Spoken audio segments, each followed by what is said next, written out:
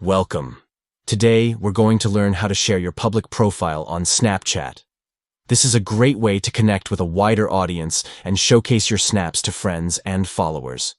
Let's walk through the steps to make your public profile accessible to others. First, open the Snapchat app on your device.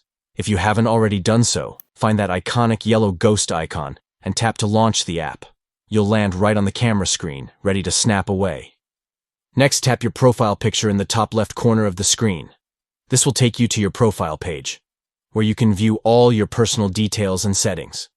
Now, look for the option that says Public Profile. Tap on this to enter your public profile settings. This section allows you to manage how your profile is shared and viewed by others.